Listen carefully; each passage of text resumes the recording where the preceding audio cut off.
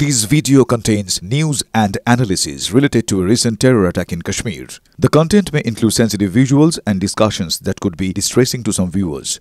Viewer discretion is advised. We strongly condemn all forms of violence and terrorism. The purpose of the content is solely to inform and create awareness based on verified reports.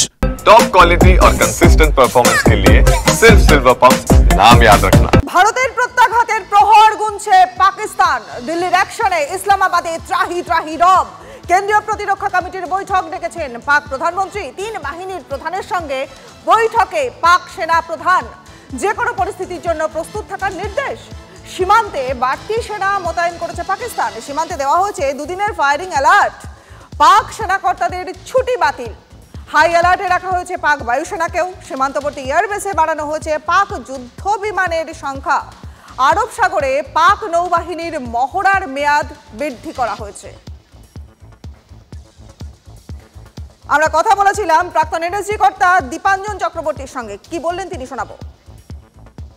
যা দেখতে পাচ্ছি গত 24 ঘন্টায় আমার মনে হয় ভারত এবার শুধু বালাকোট উড়ির সার্জিক্যাল স্ট্রাইকের মতো নয়, তার থেকে অনেক বড় ম্যাগনিটিউডে একটা কিছু হতে চলেছে এবং সেটা হবে।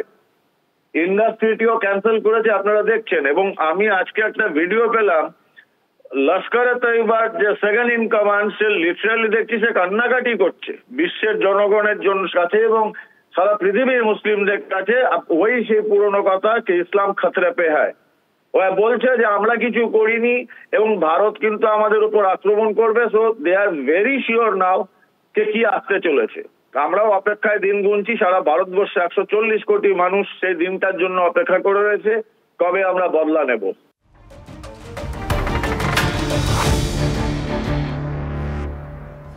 পেহেলগাঁওতে জঙ্গি হামলার মাসুল দিতে হবে পাকিস্তানকে। কূটনৈতিক সার্জিক্যাল স্ট্রাইকের পর আরো বড় পদক্ষেপের ইঙ্গিত দিল্লির। আজ সর্বদল বৈঠকের ডাক। সিন্ধু জল চুক্তি রদ সহ 5 পদক্ষেপেই কাঁপছে পাকিস্তান। হামলার আতঙ্কে ভুগছে ইসলামাবাদ। জাতীয় নিরাপত্তা কমিটির বৈঠক ডেকেছেন পাক প্রতিরক্ষা মন্ত্রী। পাকিস্তানকে ঘরে ঢুকে প্রত্যাঘাত করে জানতে চায় দেশ। সৌমির মিত্রের সঙ্গে আমরা কথা বলেছিলাম। সৌমির মিত্রের বক্তব্য শোনাবো। কাশ্মীর ইস্যু যদি মিটে যায় তাহলে কিন্তু পাকিস্তানের মধ্যে ভাঙন ধরবে একের পর এক। কারণ এই Kashmir is the unifying factor among the various groups of Pakistan administration.